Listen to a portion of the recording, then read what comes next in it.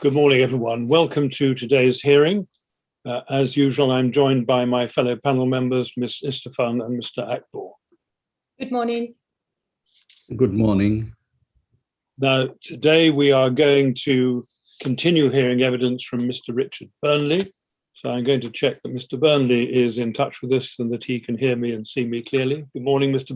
Burnley. Yes, good morning.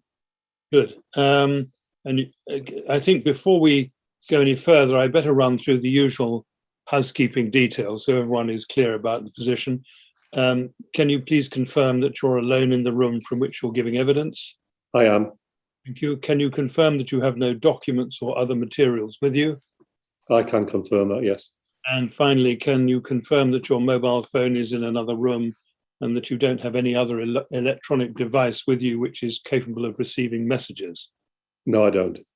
Thank you very much indeed. Well, the arrangements are the same as they were yesterday. The procedure will be the same. We may need to take a break during the morning if you're still giving evidence when we get to that sort of stage. We'll see how we go. Is there anything that you would like to raise with me before you carry on? No, I'm fine to go, thanks. Good, thank you very much indeed. Now, Mr. Millett, before I invite you to put some more questions to Mr. Burnley, can I just make it clear to those who are currently in the virtual hearing room that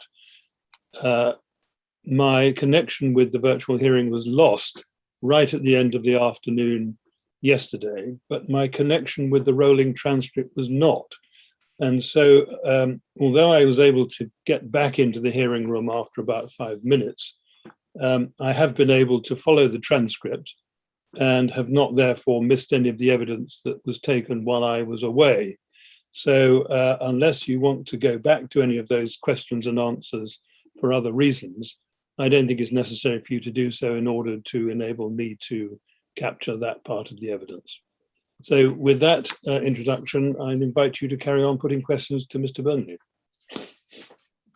Mr. Chairman, good morning. Members of the panel, good morning. Good morning, Mr. Burnley. Mr. Chairman, yes, I certainly will do that. I was just going to suggest that given the number of questions I've got, it might be sensible only to take one morning break this morning and to go on a little bit perhaps longer than the normal 11:15 break. Yes. So that we only take one break for both the transcriber and for CP's questions and other questions. Well, we'll try and do that. And we do have to bear in mind that there's a limit to how long we can expect the transcriber to go on. But I suspect if it's only a matter of 15 or 20 minutes, that won't be a major problem. Thank you. And I agree, if we can combine the normal break with the break for further questions, that would be the right way to do it. I'm grateful, Mr. Chairman. Thank you. Mr. Burnley, good morning. I'd like to take you back first, please, to some evidence that you gave yesterday in the transcript for day 112. Can we have day 112 up, please? And in that, page 147.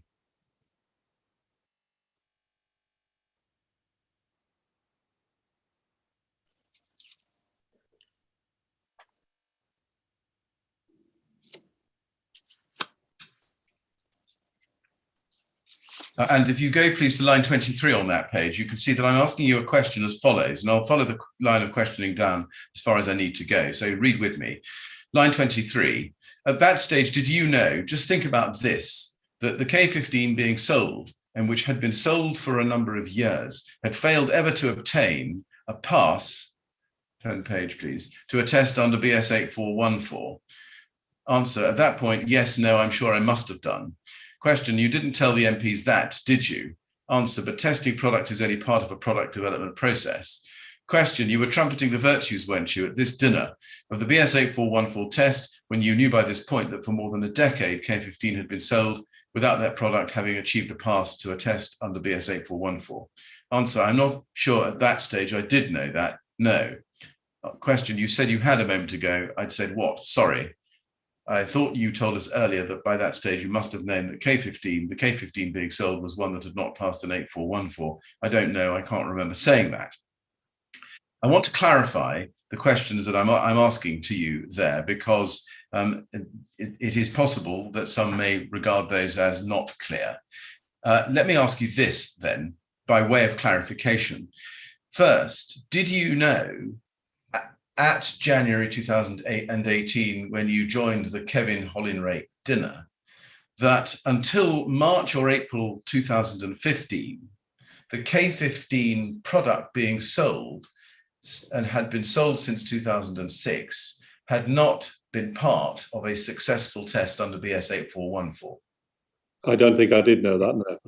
Did anybody at that dinner tell the MPs present that there were many buildings in the United Kingdom above 18 metres which had cladding systems on them which contained K15, which had never been part of a successful test under BS 8414? No, they didn't. Looking back on it now, given what you now know, are you able to explain why they didn't? No, I'm not. Now, the other thing I want to revisit with you from yesterday was the Fenwick Elliott letter of the 13th of February 2015. Can we just put that up back on the screen, please, so that you have it in mind? It's NHB 408283.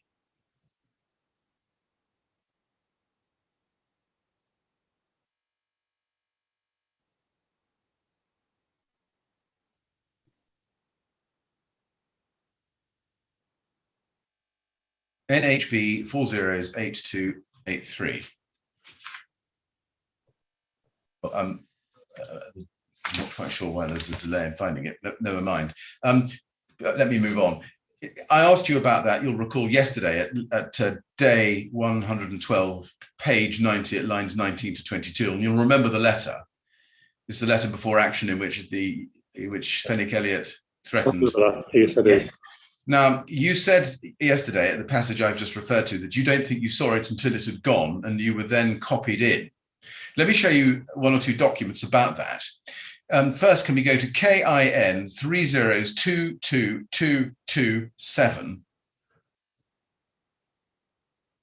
KIN 3022227.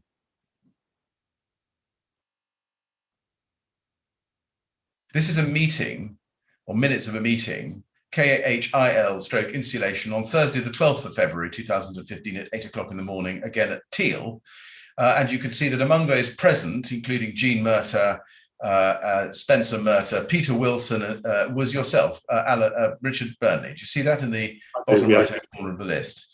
And then if you go down to the foot of the page, please, go to item 9, you'll see a heading NHBC, and it says K15 is under threat in applications greater than 15 meters in height. Richard Burnley is to look at classification of K15 as combustible. There are 3 options to resolving this, including testing, classification, or a desktop testing report.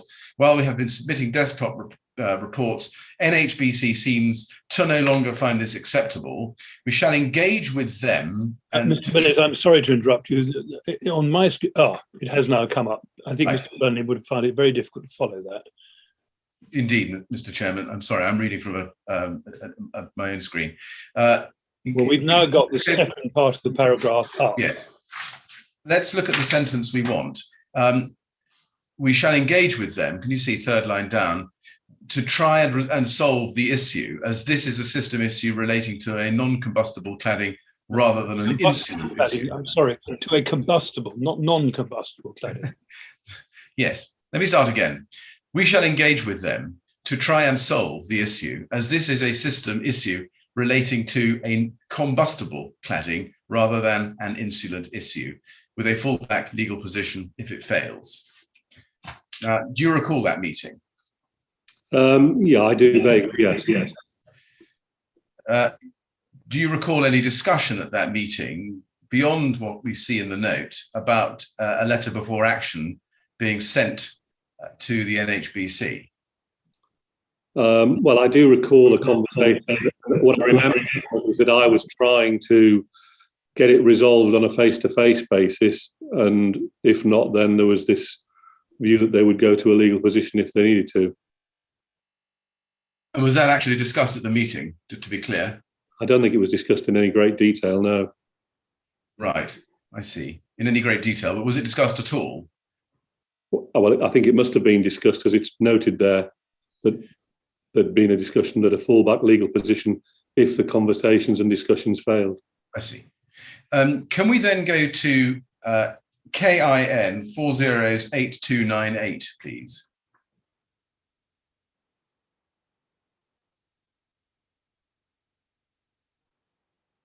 This is what appears to be a diary note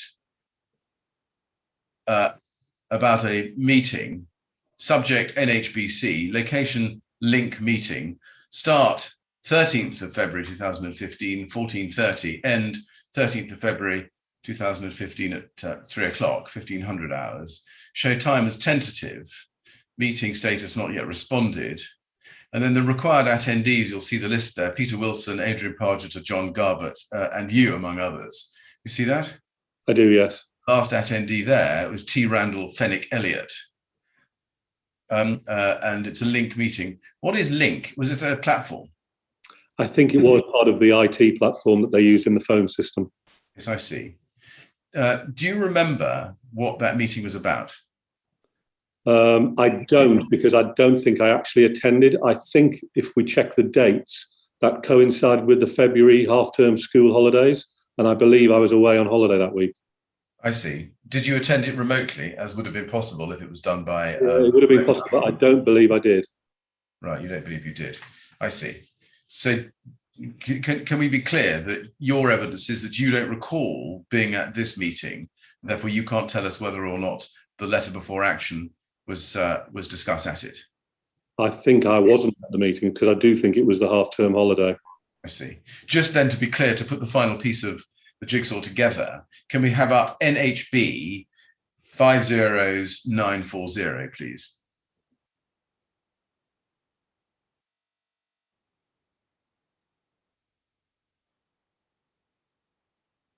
This is an email from Mark Wilkins at Fenwick Elliott to Ian Davis and Graham Perrier at NHBC, copy to Toby Randall. Use of cool therm K15 rain screen boards in facades above 18 metres. Please see attached correspondence in relation to the above matter. And this is the email that sent the letter before action to the NHBC that we saw yesterday. Note the time, 17:27 in the evening, which is obviously later than the meeting scheduled in the link platform document we've just seen. You weren't copied in on this email, but you said you were copied in on the letter anyway. You told us that yesterday. Do you remember when you were copied in on that letter? I remember seeing an email which I was copied on, and I think it was a copy of the letter that had been sent. And I think I would have received it around the 14th or 15th of February. Let's then pick up on where I wanted to go yesterday before we broke. Can we please go to KIN 404494?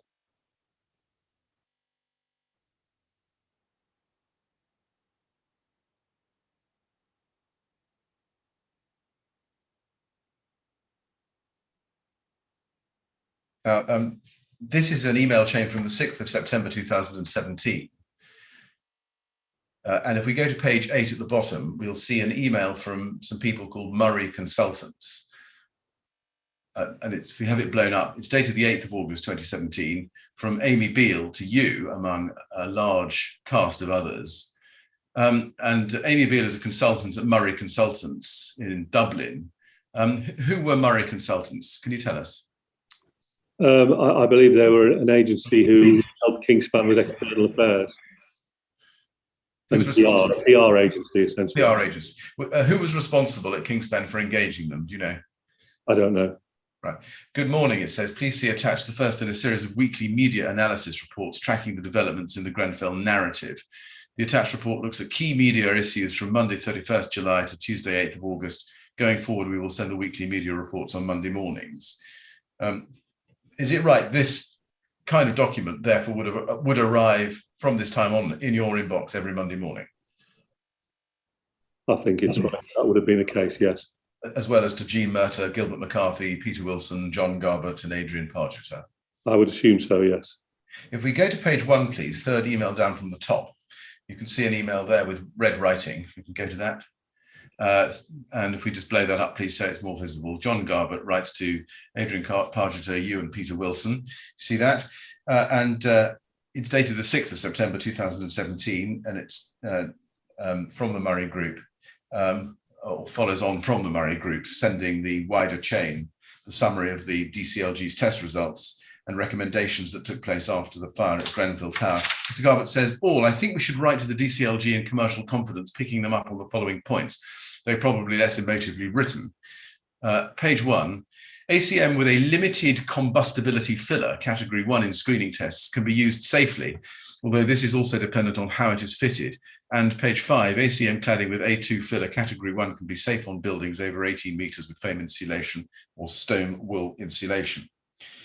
And then he says this, or somebody says this, and I think, in fact,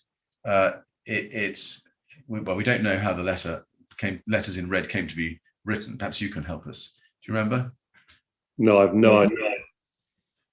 No, because it's not clear from the rest of the email chain, is why I ask you. But it says, we should point out that whilst they have been careful to talk about ACMs with an A2 filler, the subtle difference between an A2 filler and a honeycomb or other structured metal core will be lost on people, and that they may well get people taking PE and FR ACMs off buildings and replacing them with a honeycomb panel. I've already alerted Brian Martin to the Valcan Dubai honeycomb fail. There'll be a temptation to switch to honeycomb because of weight issues, so people could end up replacing one failed system with another failed system. We are testing this combination and will publish it if it fails. Do DCLG want that problem on their hands? They need to be much less subtle about explaining the differences between A2 Euroclass panels. First, do you know, or did you know at the time, what the Valcan Dubai honeycomb fail referred to? On that date, I don't think I did. I was going to ask you whether we could take it from this email that by that time, or at that time, you were aware of a previous test with Vitracol G2 in Dubai that had failed. I may have been, but I don't recall it. Right. I've read to you the part of the red text that says we're testing this combination and we'll publish it if it fails. What was that about? What was the purpose of publishing failed data?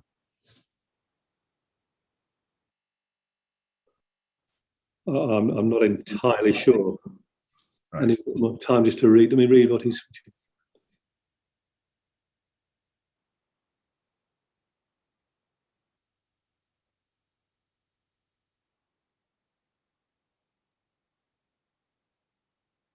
I'm not entirely sure. All right. Did you, when you received this email, did you puzzle over that and ask anybody what was meant? Well, I'm sure I would have had a conversation with somebody, but I know that Peter Wilson was heavily involved in this with John. So I probably had assumed that Peter was picking that up. Right.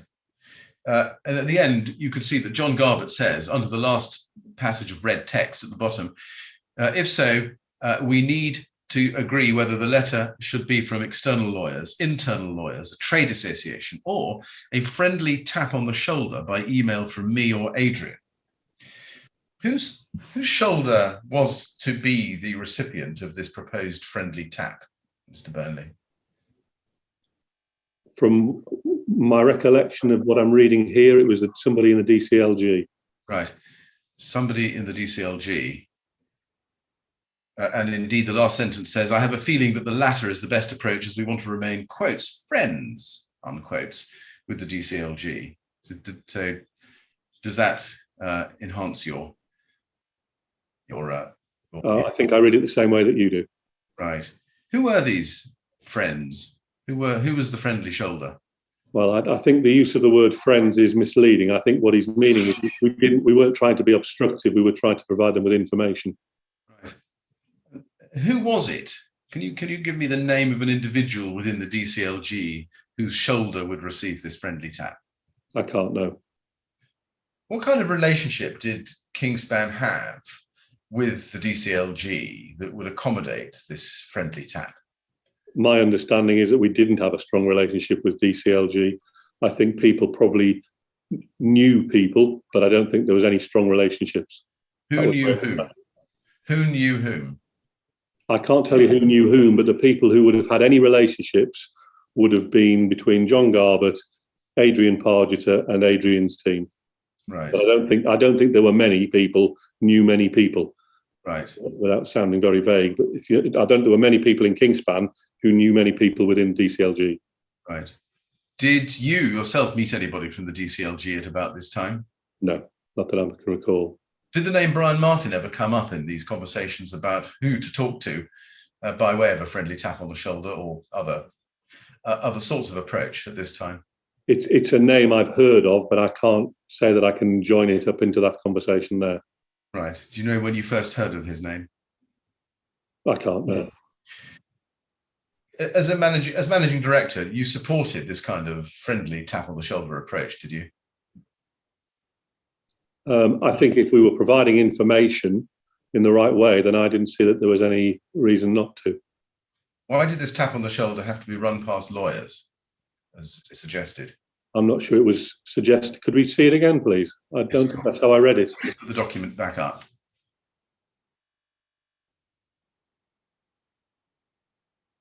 I don't think he's suggesting that it should be run past lawyers. I think he's talking about where it should come from. So whether I see. Yes, I see. You're quite right. You're quite right. Either way, isn't it clear from this at the time that the strategy here was that Kingspan would try to influence the government's advice to the public?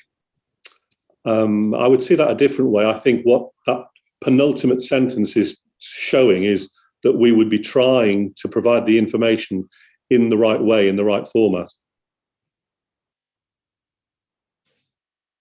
Do you know whether anybody at this time had told the DCLG or anybody within the DCLG that Vitricol G2 panels were known to go up like PE panels? I don't know that, no. I just want to look at two emails with you that were disclosed by Kingspan to the inquiry at the end of last week, so 19th of March. Can we go first, please, to KAN 30255856?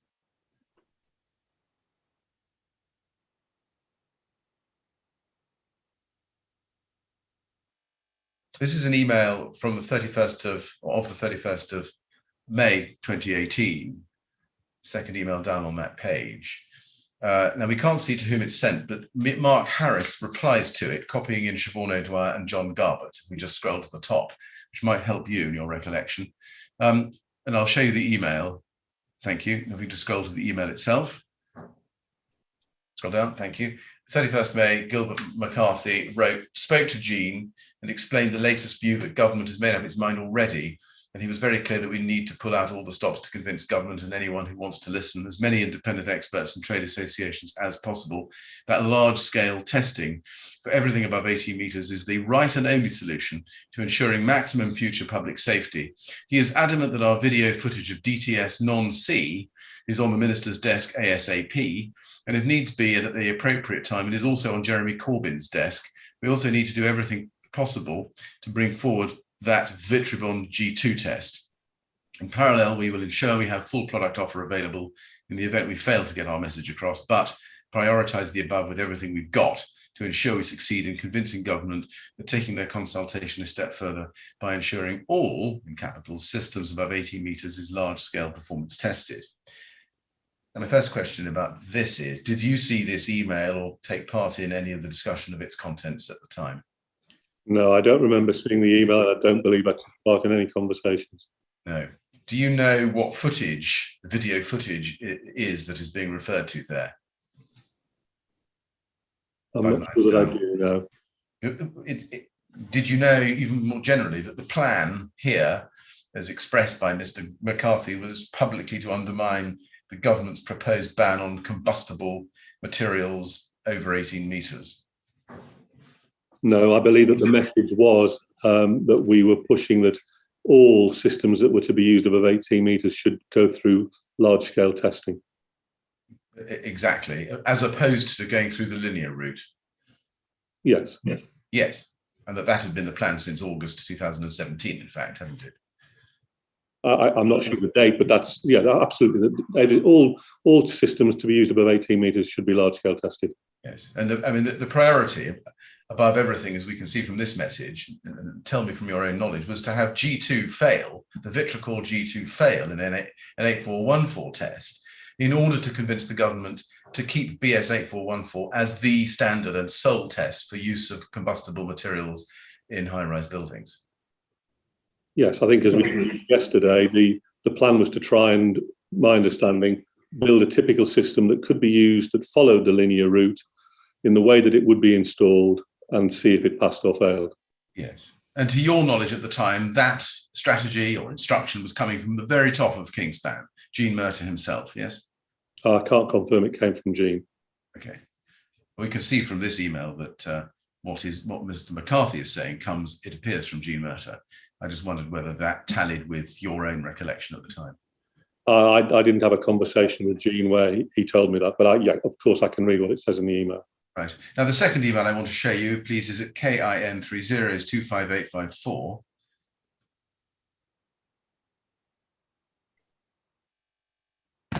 This is page 1. If we go to the foot of that page, you'll see an email the day before the one I've just been showing you, 30th of May 2018, from John Garbett to Gilbert McCarthy, and also to Gene Murtagh, Peter Wilson, Siobhan Dwyer, and Mark Harris, not to you.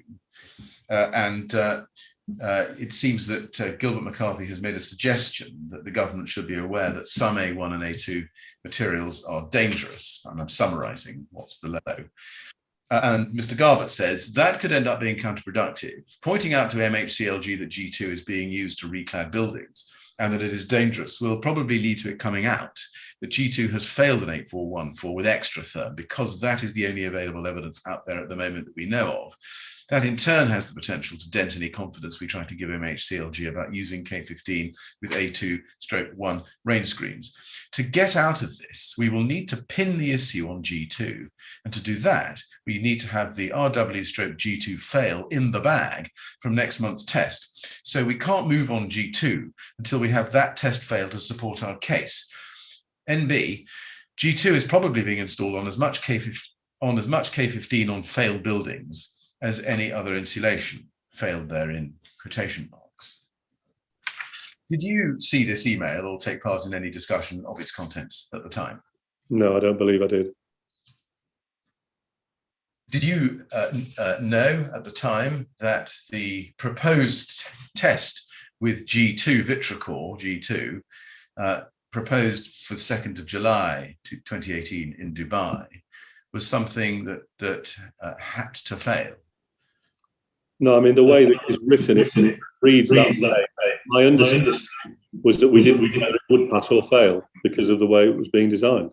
No, you didn't know whether it would pass or fail, but the intention was, the aim, the goal, the need was for it to fail in order for Kingspan to be able to advance its case to the MHCLG. The way John here refers to it in that email is that he is expecting it to fail. That wasn't the view that I had in my mind at the time. I was under the understanding that we didn't know if it would pass or fail. No, I'm going to repeat my question. I accept that you didn't know whether it would pass or fail because there are no guarantees in these sorts of things. My question is different. My question is, do you accept at the time, did you know independently yourself at the time, that as suggested by this email, it was essential to Kingspan's plan that the G2 test would fail? I didn't know that, no. And that it was intended to fail? No, I didn't know that. Didn't know that. And that it was vital that Kingspan didn't tell the MHCLG what it knew about the risks of failure of Vitracor G2 in an 8414 test. Because if the MHCLG got hold of that fact or that intelligence, it would show that your proposed test, your plan B, as it were, would be worthless as evidence to support your case. That was not my understanding. Right. Now, after the July test, you remember that there was a test in July and that it failed? Yes. Yes. Do you recall that Kingspan were very quick to mobilise and send the test report far and wide? It was sent to government, the select committee, as we're going to come to, BBC and other media outlets. Do you remember that? I don't recall them being quick. Right. Do you recall that the failed July test was the key piece of evidence that you were now going to use to support your campaign to get the government to retain the use of combustible insulation on buildings above 18 metres? My understanding was it wasn't the key piece, but it was one of the pieces of evidence.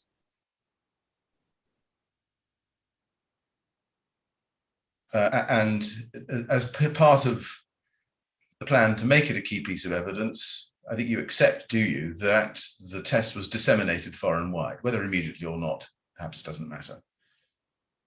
Well, it was definitely. I don't actually know how far and wide it was distributed, but it was definitely sent out to people that I think Kingspan wanted to see it.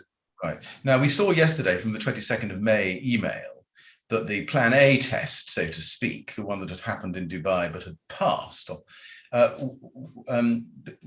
we saw yesterday you were in on the email telling you that. Did you ever ask to see a test report for that? No, I didn't.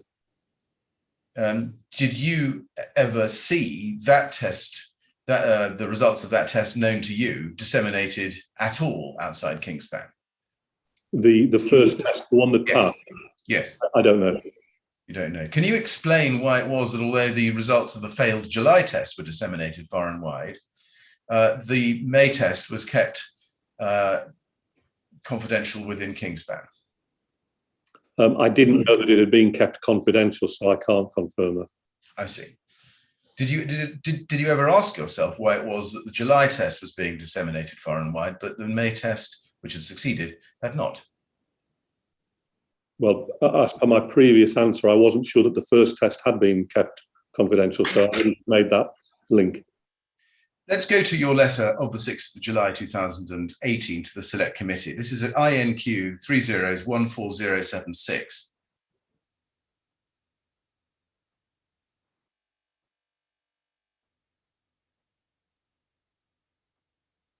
Now, this is Kingspan's letter under your hand, as you can see at the bottom of the page there.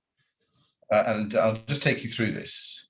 It's sent to Clive Betts as the chair of the Housing Committee and Local Government Select Committee, dated 6th July, and the heading is Inquiry into Judith Hackett's Independent Review of Building Regulations and Fire Safety. And you start by thanking him for inviting Kingspan to give evidence to the Housing Communities and Local Government Select Committee in relation to the Hackett Review. Just pausing there, it's right, isn't it, that the previous week, 27th of June, as a matter of public record, you had actually given evidence to the Select Committee? I did, yes. And in fact, were asked questions by, among other people, Kevin Hollinrake, weren't you? I was, yes. Yes. And there was also, I think, another party present, somebody from Rockwell, wasn't there? Yes, I was on a panel of 4 people. Yes. Now we can see that this letter is dated the 6th of July. In fact, although you can't see it from this page, it runs to some 94 pages because there's a long attachment to it, isn't there? Yeah, I think there was a significant attachment. Yes. Did you draft this letter yourself? I didn't. Who did? I believe there was one person involved. I think John Garbutt was involved from the insulation business, and I think people from panels, Kingspan panels, were also involved, but I wouldn't be able to say who. Right.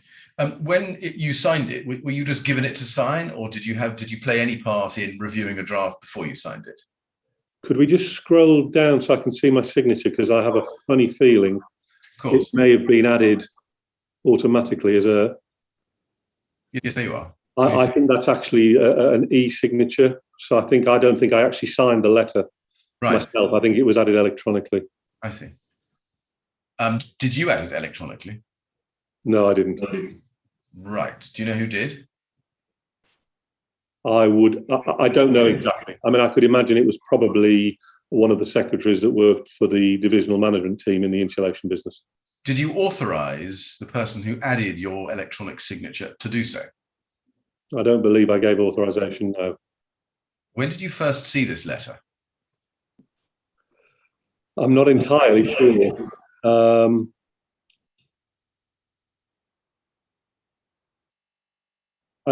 can't recall.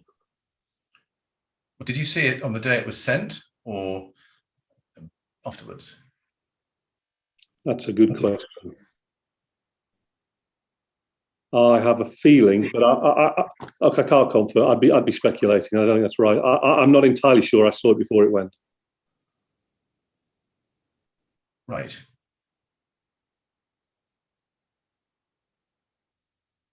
If you'd seen it after it had gone, would that have caused you any concern? I mean, first of all, it was not unusual for my name to be added given my position. And I think particularly in this case, since I was the one that gave evidence, for my name to be on this letter.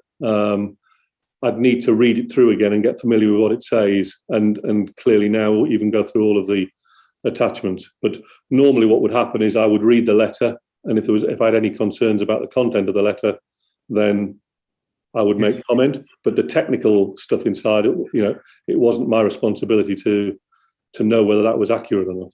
No, never mind the technical content for the moment. I'm just trying to get to the bottom of whether you actually saw this letter before it was signed by somebody else. And I can't confirm that. Right. You're not, I'm assuming you're not in the business of frequently, at least, writing letters to chairs of parliamentary select committees. No, I don't think I'd ever done it before. No. And can we take it that this was an immensely important letter from Kingspan, because it set out formally Kingspan's position in relation to the inquiry into Judith Hackett's independent review? Yes, and at the time I knew that we were wanting to provide further evidence to the Select Committee and the chairman of the Select Committee. I had no reason to doubt the integrity of either my colleagues that were involved in drafting the letter or the contents therein. But would you not have been absolutely keen to make sure that whatever was being said to Mr. Betts carried not just your signature, but your consent? Well, yeah, but I had no reason to doubt my colleagues. As I've said, I think it wasn't unusual for that, not to somebody of the Select Committee, but it would not be unusual for letters to go out in my name.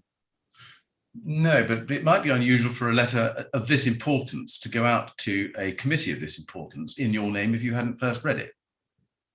That would be strange, yes. Did it strike you as strange when you first saw this, that had happened, if that is what had happened? And that's what I can't confirm. Certainly, if I did see it, it was the day it went out, but I can't recall whether I saw it before it went or after it went. Right. Okay. Do you know yourself who was responsible for putting the detailed submission which accompanies this document together? Again, I would assume it was done by the same people that drafted the letter. Right.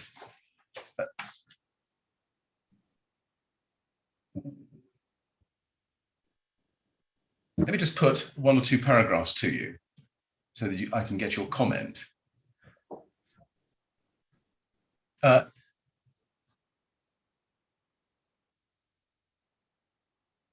The second paragraph down in the last part says that we believe that Kingspan has carried out more product and full system fire safety tests than any other construction material company, and are committed to doing so whatever is necessary to address the issues of transparency, labelling, traceability, and technical installation support identified by Dame Judith Hackett. Now, we don't know whether you saw that statement under your name before it was made. So I have to caveat all of my questions with that. So bear that in mind. But as a statement, it's completely inconsistent with the idea, isn't it, that you wouldn't be telling the Select Committee absolutely everything you knew about the testing you'd done in May and July? I would have said that was the view that I held at that time. Yes. All right. Let's look at the next paragraph.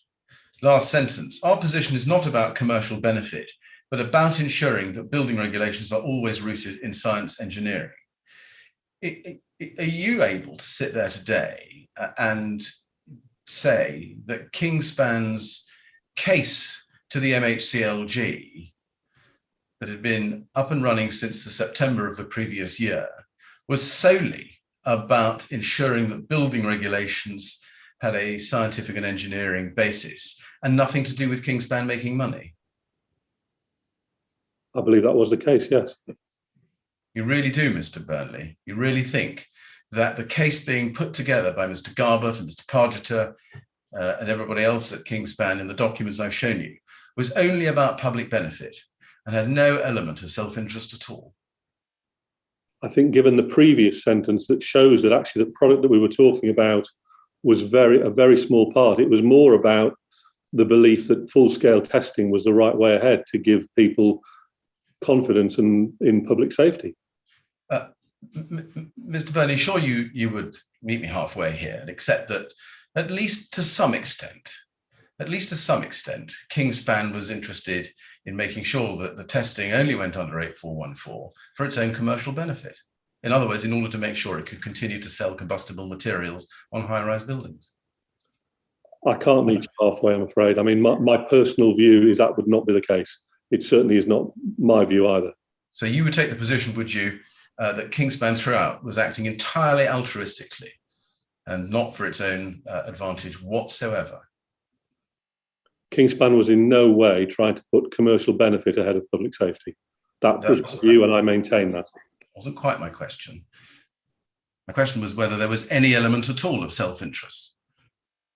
You're, I think, saying there was no element of self-interest at all in Kingspan putting forward its case to the MHCLG. Are you really going to sit there and say that? That was my belief. I have to suggest to you that that is quite an incredible answer. Do you not agree? It's a truthful one. Now, it's right, isn't it? Perhaps help me from your recollection. The Kingspan Group's 2018 turnover, according to its 2018 consolidated income statement, contained in its published financial statements for 2018 was 4.3 billion euros, wasn't it? Yeah, I'm sure it was, yes. Well, if you like to look at it, you can find it online at page 95 of the annual financial statements for that year. No, I take your word for it, Mr. Miller. 1% of that is for 43 million euros, isn't it? Correct. Yes. Now that's not mere pocket change, is it? No one would give up revenue worth 43 million euros. I think the comment does say that it's less than 1%, just to be completely... You're quite right. Significantly less than 1%. Still, what was it? All right, then what exactly was the above 18 metre market in financial terms to Kingspan? I mean, I no longer work at Kingspan. I'm not sure I'm entitled to reveal that information. All right. I was just interested to know, because if the money was so inconsequential to Kingspan, why it was that as far back as September 2017, Kingspan were of the view that it was imperative that we obtain, or they obtain, a regime of BS 8414 testing, and why Mr. Murtagh was able to express himself in the terms that he did, as seen in the Gilbert McCarthy email we saw from this morning. I mean, I can't answer that specific question. All I can answer is from a personal perspective, given the relatively small nature of the revenue that you've just talked about in relation to the rest of the business that I was responsible for, that's why I can confidently sit here and say that from my personal view, it was of no significant commercial benefit. It was about public safety. It was about full-scale testing to show that products and systems could be used in that application. Now let's go to page 5 of this document, please. We go back to it.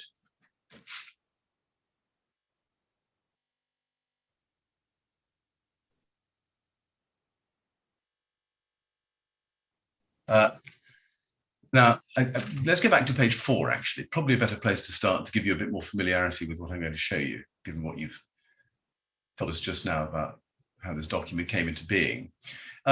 This is part of the 94-page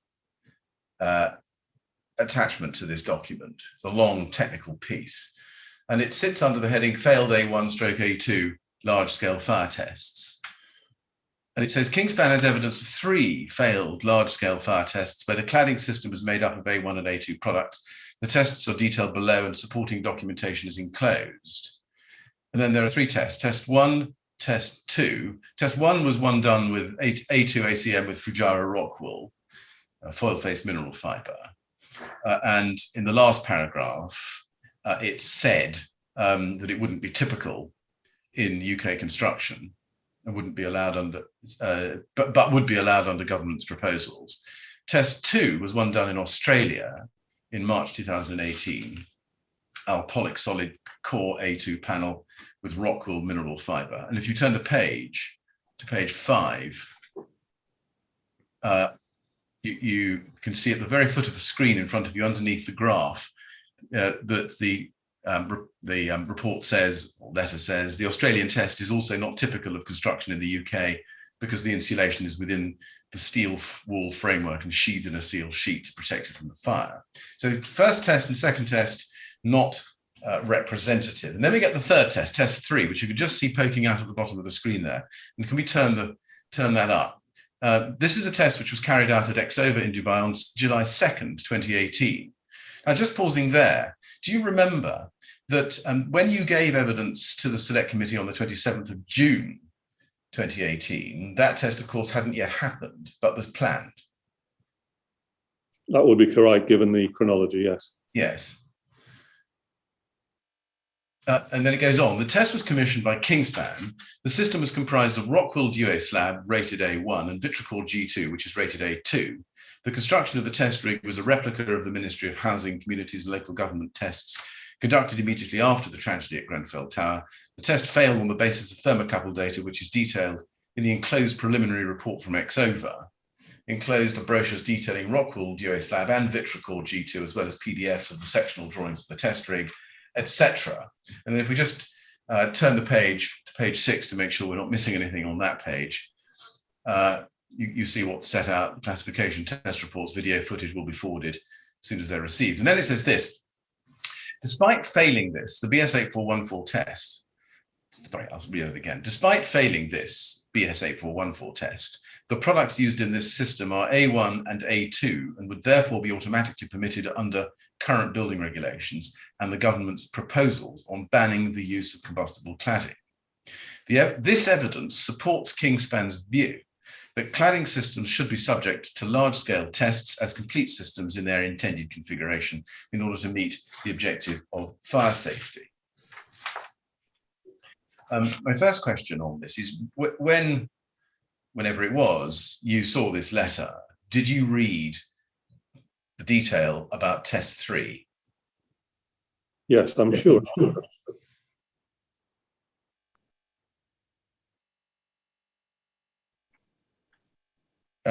Can you explain why there is no reference in this part of this part of the letter to the fact that although the Vitricor G2 had an A2 rating, it was known by Kingspan to perform like a PE panel, or to use the words, go up like a PE panel? But the point that they're trying to make is that it is classified as A2 and therefore would be used in the market as A2. Yes. Can you explain why there was no reference, however, to the fact that it was known to behave like a PE panel? I can't explain that now. No. We can see that there's no reference here to the fact that Kingspan had deliberately selected Vitricor G2 so that it could have a fail in the bag, as it were, because it had already failed an 8414 test. I'm sorry, could you repeat the question, please? Yes. It wasn't really a question, so you're quite right. You will accept, I think, looking at this, that there isn't a reference here to the fact that Kingspan had deliberately selected Vitricor G2 because it had a track record of failing an 8414 test. Well, my understanding at the time was that they were trying to represent a system that could be selected by designers that would follow the linear route and that had been installed as it would be installed on a site. Yeah. When you saw this letter, did you realise that it was not revealing the fact that Kingspan knew that Vitracol G2 had a track record of being part of a failed 8414 test. No, I didn't make that connection. Right, you didn't make that connection. Do you accept that the letter should have said that, should have referred to the fact that the Vitracol G2 being selected had been selected precisely because it was known to have a track record of failure in an 8414 test? I don't know that I do. I think what they were trying to, I think as I just said, another answer was that they were trying to pick products that were classified that under the linear route could be used in a design. There are plenty of A2 products which would comply, but there aren't plenty of products which, although they would comply, would be known to be at risk of failure in an 8414 test. That's right, isn't it? I think I agree. Yes. And so why didn't Kingspan, under your hand, reveal to the select committee that although it had selected an A2 classified product, G2 Vitracol, it had selected G2 Vitracol itself because it had a known track record of failure within an 8414 test? I don't know other than my previous comment. Right. And I would suggest to you that by not telling the select committee that Kingspan had deliberately selected Vitracol G2 as the panel, for that reason, Kingspan was only giving the select committee half the picture.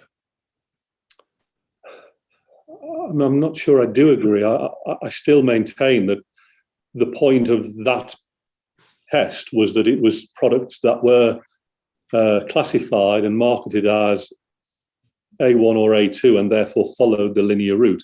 The point was not to single out in that document a product that we felt didn't meet the classification given.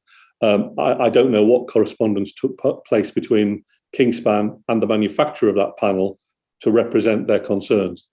If you had wanted to give the select committee the full picture, I would suggest to you that you would and should have said to them, we've deliberately selected V2 Vitracol G2 because although it is classified as A2, look, see how badly it performs in an 8414 test. Why didn't you do that? I would suggest that through a different route, that's what they're trying to do with issuing that information. No, you see, the one thing that's missing, I have to suggest to you, which is crucial material to the select committee's knowledge, it is knowing that it was possible to have an A2 panel deliberately selected for inclusion in an 8414 test, which would cause the 8414 test to fail. I think we're agreed that that is the point. Why not say so? Well, because there are products that you could select that can be classified to meet the linear route that will fail in an 8414 test of that system. Then why not tell the select committee that what you had done was deliberately select Vitracol G2 in order to obtain a fail, which you had now successfully done, and thereby demonstrated your case?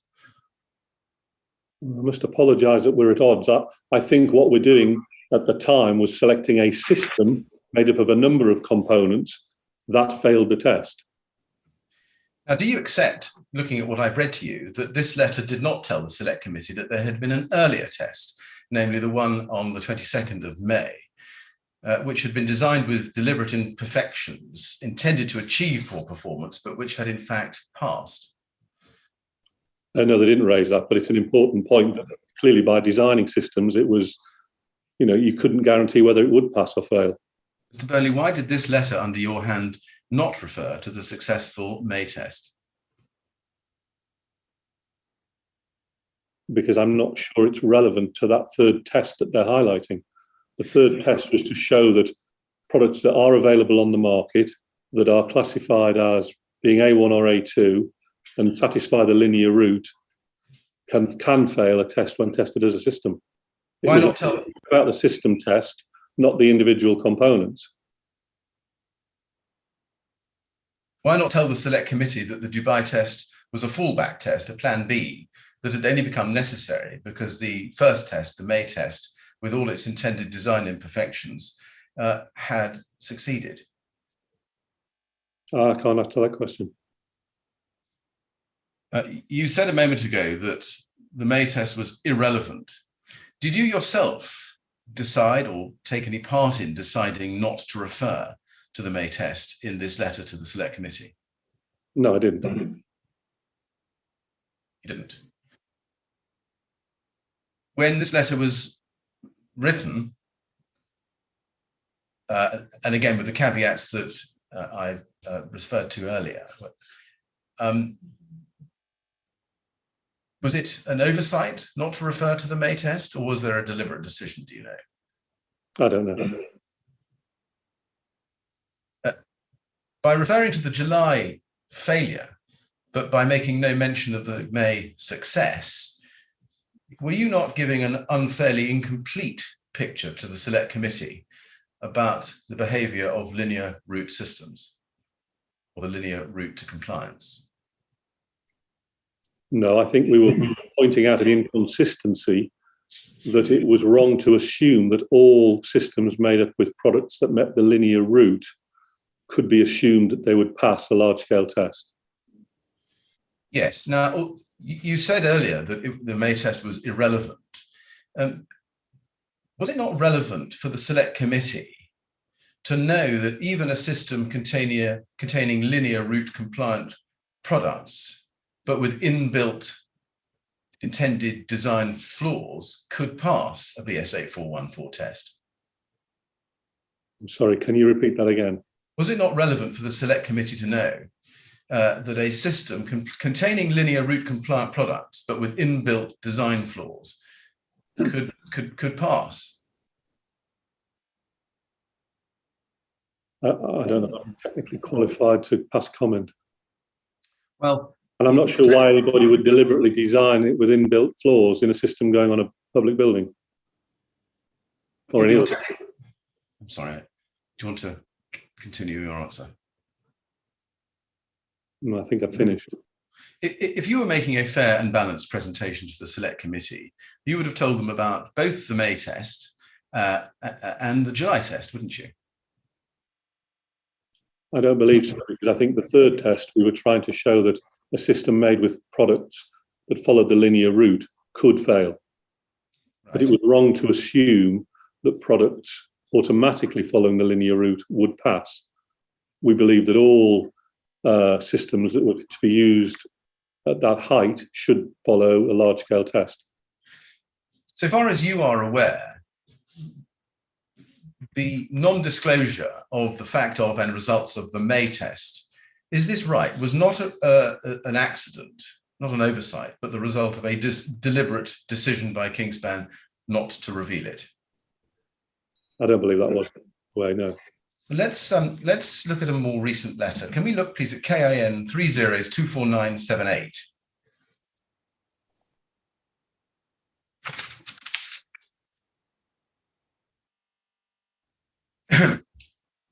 Now, this is a letter written in January of this year, so quite some time after you left Kingspan, and it's sent to Mr. Clive Betts, MP, still as chair of the Select Committee, and it's signed by Rafe Mannion. If we look at the next, well, you need to go down to page 4, sorry, page 3. Page 3, Ralph Mannion. Rafe, I don't know whether it's Rafe or Ralph. I believe it's Ralph. It's Ralph. He's the managing director of Kingspan Insulation UK and Ireland. Now, I don't expect that you've seen this letter before, but if you have, please tell me. I don't believe I have. Can we go, please, to paragraph 2.3 on page 2?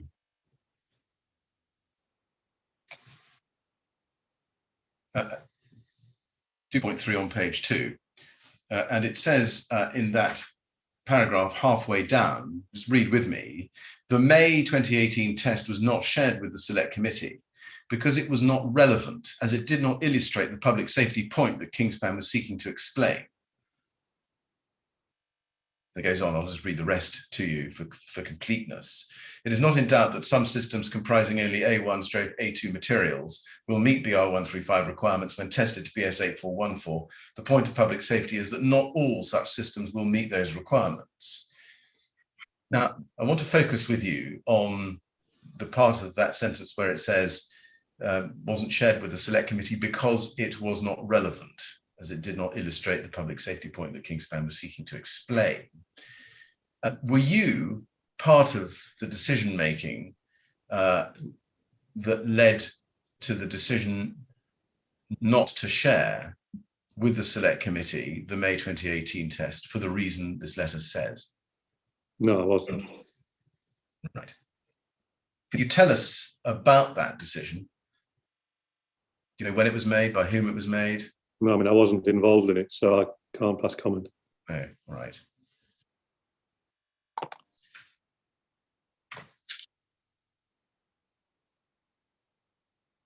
Do you accept that it was relevant for the select committee when considering the linear route to compliance and whether or not to continue to allow that as the primary route to compliance, as opposed to requiring BS 8414 testings for all systems for use above 18 meters, to know about the May test and the fact that it has succeeded, notwithstanding introduced design imperfections?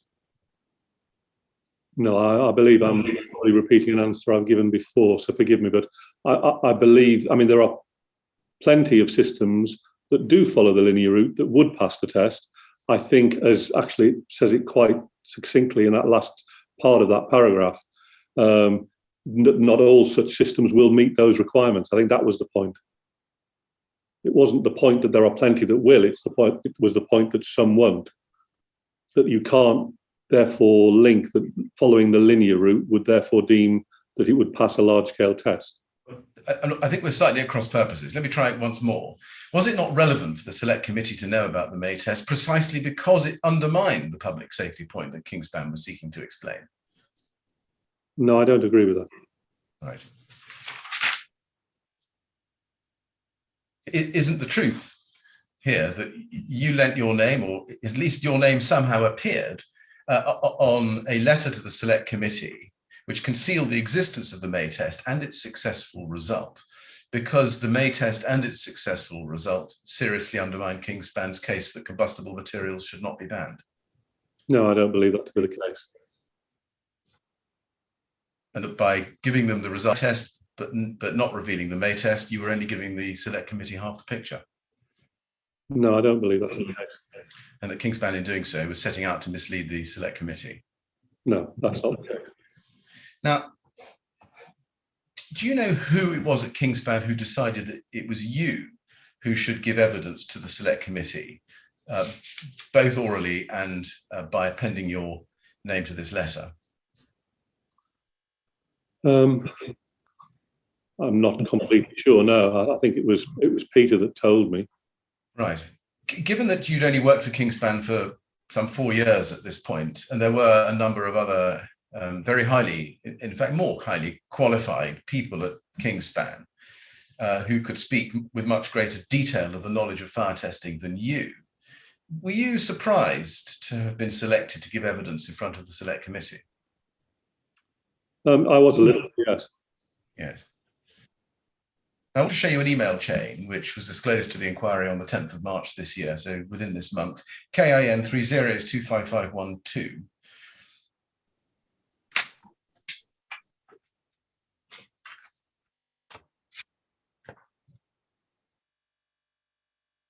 It's an email chain from the 13th of June 2018, and it's about the imminent select committee hearing. And if we look at the first email in the chain, it's from, you can see that it's from John Garbett in response to Tony Ryan on that day. If we go below that, we can see that the second email down is an email from Tony Ryan to John Garbett and Siobhan Dwyer. And he says, John, I think we need to show up these MPs and show them that without technical competency, they'll end up making the wrong decision. And then if we go a little bit lower down than that, we can see at page 2, if we go to that,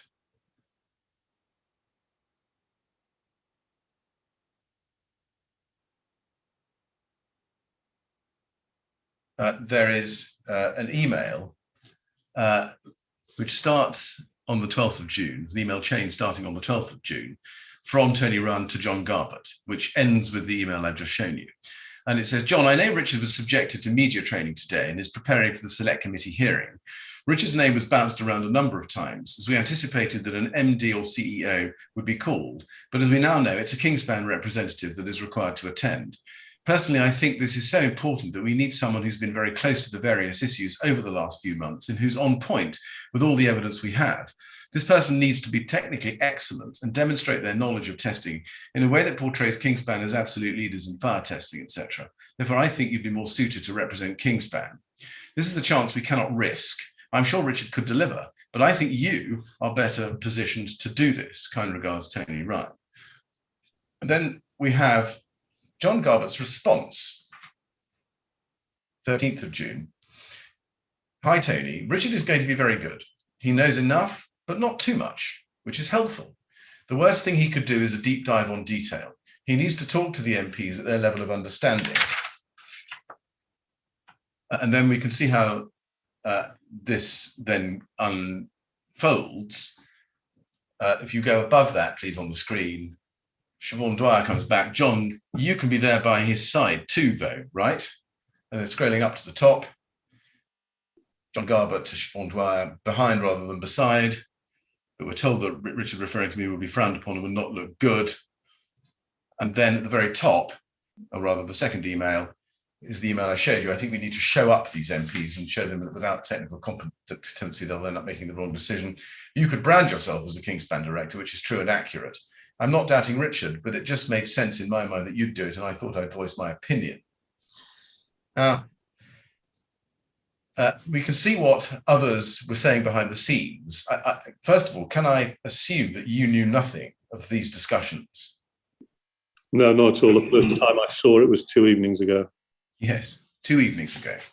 Yeah, 2 evenings ago. So before you resume... And I saw some, well, I don't know if I've seen these top emails, but I saw, I think, the bottom emails when Mr. Barchester gave evidence. I think there was him. I see. Now, in light of your answers that you've given us this morning about the 6th of July letter, would it be fair, and I'm sorry to be blunt about this, Mr. Burnley, but let's look at it fairly and squarely. Would it be fairly to say that you were set up by others at Kingspan as Kingspan's useful idiot who knew the case message, could speak very articulately to it, but not the fact that it rested on flimsy evidence? I don't believe that's the case, no. If that had been the case, then I wouldn't have accepted the invitation to go.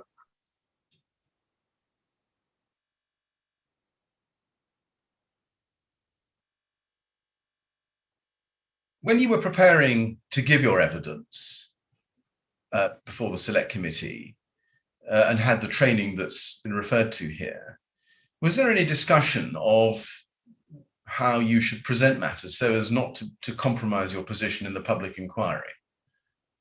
No, it was more about training about how to clearly and succinctly answer questions.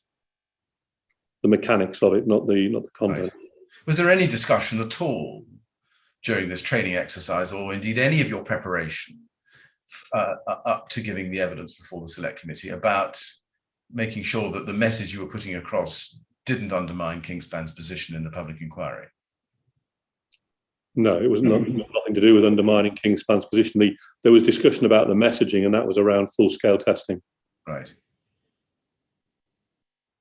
Can I show you KIN 402540, please?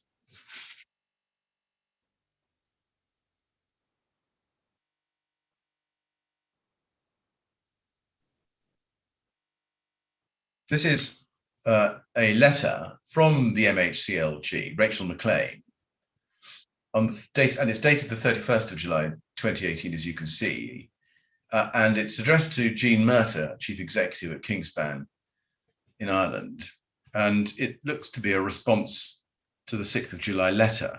It says, in your letter of 6th July to the Chair of the Housing, Communities and Local Government Select Committee, you refer to evidence of cladding systems constructed from products rated A1 and A2, failing to achieve the standards required by British Standard 8414 large-scale system test. And then in the next paragraph, you can see that there's a bit more detail, and there's a reference there to what was test 3 done in July 2018. Can you see that? I can, yes. Now, first, do you know whether, well, have you ever seen this letter before? I don't recall that I have, no. Right. Do you know whether you yourself ever received a response from Clive Betts or anybody else on the select committee to your 6th of July letter? No, I don't. I don't think I did. Right. Did you ever seek to pursue a response? No, I didn't. Right. Can we take it that this letter I'm showing you now was the response, or perhaps a response to that letter? Well, given it refers to the same date, I believe, as the letter that was in my name, I'm assuming this is the response to that letter. Yes. We had rather assumed the same thing, but thank you for confirming that to the best of your knowledge. Do you know why the department wrote to Jean Murtagh rather than to you? No, I can't answer that. And if you look down at the 3rd paragraph in the letter, after having referred to the July test, it says the Ministry of Housing, Communities and Local Government is taking forward work as quickly as possible to establish whether there is a public safety risk in relation to this cladding and to determine any action that should be taken to ensure public safety. It is of the highest priority for ministers that we establish whether there is a risk to public safety. Based on your colleagues' contact with the department to date, I know that you're committed to ensuring maximum public safety and to assisting us with our investigation. Do you know whether Jean Murtagh responded to this letter? No, I don't know.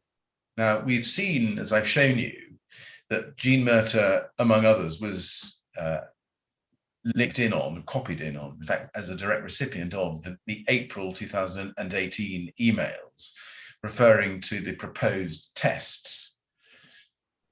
To your knowledge, did Mr. Murtagh ever respond to the department or to Clive Betts telling them to ignore the July 2018 Dubai test, or telling them that there was a test done in May 2018? I don't know.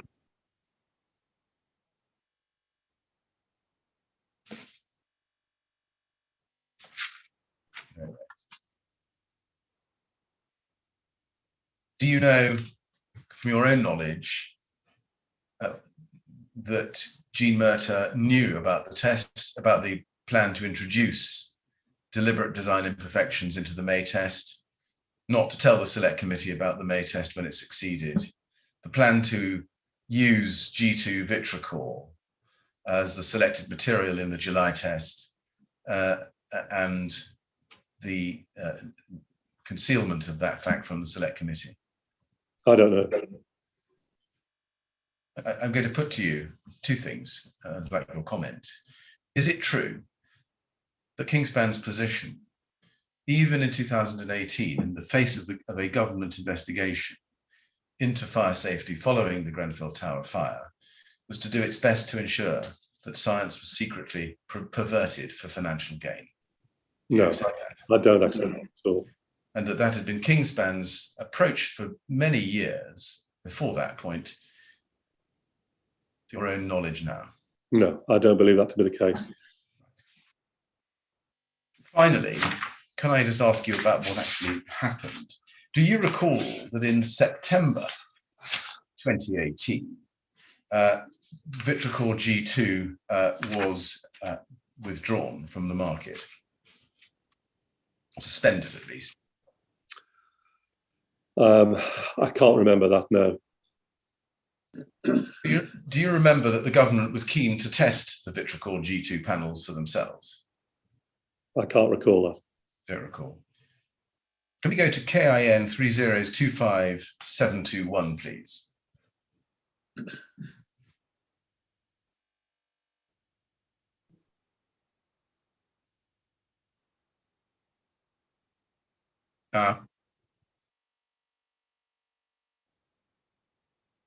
KIN 3025721.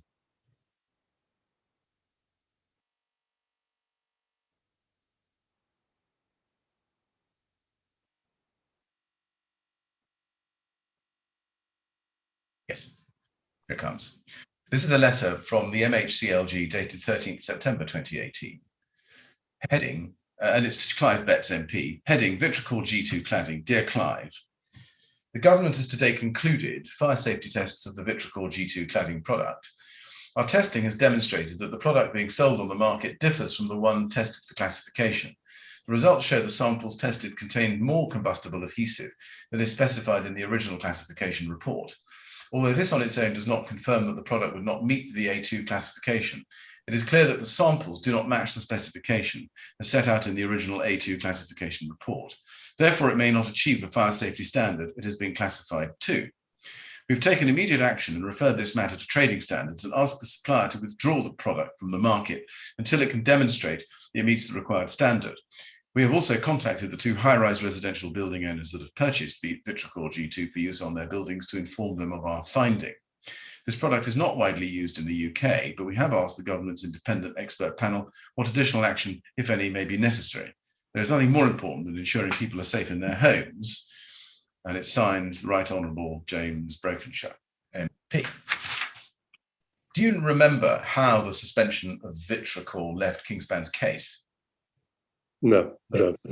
Did it result in the July test that Kingspan had previously been relying on as the linchpin of its argument as virtually worthless?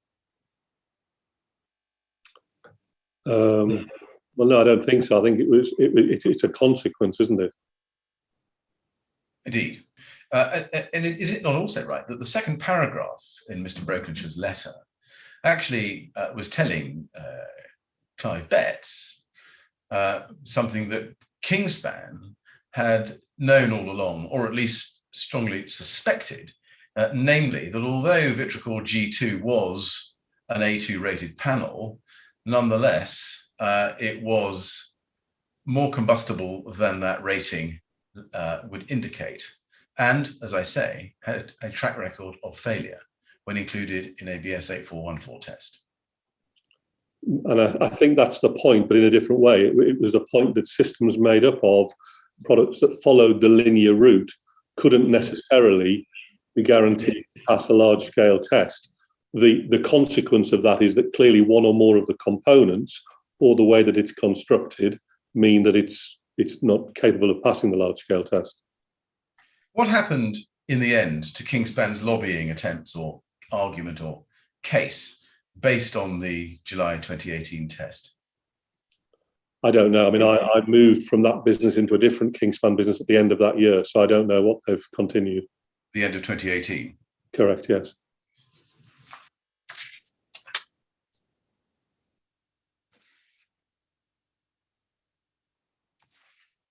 Yes, thank you very much.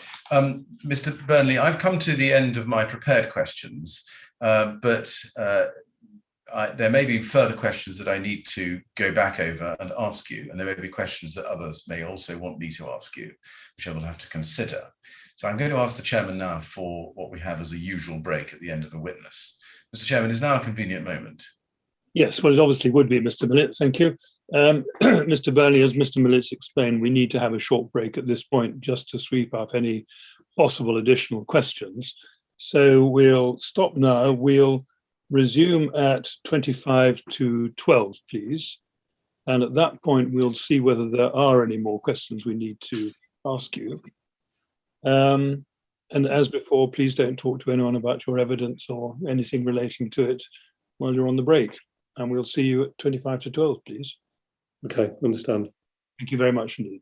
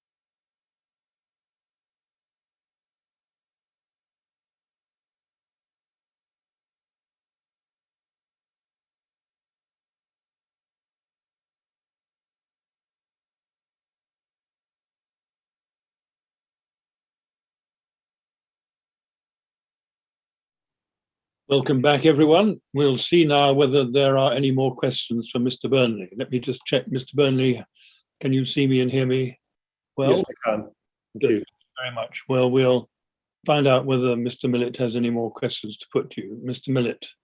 Yes, I do. One or two. First, Mr. Burnley, it's not so much a question, but I just want to say something to you so that it's clear on the transcript, and then see if you have anything to add. If you go back to January 2018 and your dinner with Kevin Hollinray at the Houses of Parliament, January 2018, did you know at that time that there had been some 11 tests on K15 under BS 8414, which Kingspan wished to say to the inquiry had been successful? I don't believe I did, no. Right. And I should just add for the record, for your benefit, that those 11 tests have not yet been investigated by the public inquiry, but surely will be.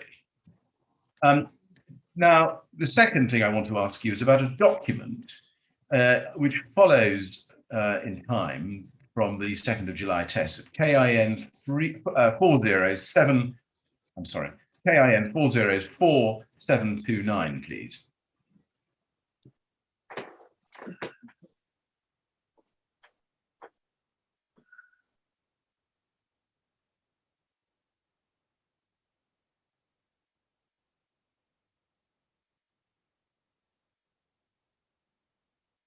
Now, this is an email sent by John Garbutt on the 4th of July, 2018. And it doesn't seem to come at the top of any particular chain. And it's sent to Neil O'Connor at Communities GSI Gov UK and Brian Martin. And you can see that it's sent on the 4th of July to those gentlemen at the DCLG, as it was then called. Hi, Neil. Hi, Brian. I need a conversation with you. It will be quick, but it is important, and I think you will value having the information I wish to share because it has PR consequences for the department. Can we talk in the morning? Now, first of all, did you see this email at the time? No, I didn't. Did you know that John Garbutt was seeking a conversation with Neil O'Connor and Brian Martin at the DCLG, or MHCLG, as I think it's by then? No, I don't recall that, no. Do you know what the information was that Mr. Garbutt wanted to share with those two gentlemen? No, I don't. Do you know what sort of relationship Mr. Garbutt had with Neil O'Connor or Brian Martin? No, I don't. You know what sort of ease of access he had with the department, and in particular with those two officials? No, I don't. Do you know what he means? Can you help us when he says it has PR consequences for the department? No, I can't. No, and I don't want you to speculate, because if you don't know, you don't know. But might it just be that the results of the 2nd of July test being a fail was something that Kingspan would regard as important in order to be able to lean on the MHCLG, because the failure might have PR consequences for the department? It's the first time I've seen the email, and I think, not having seen it before, any answer I give would just be speculation. Very well.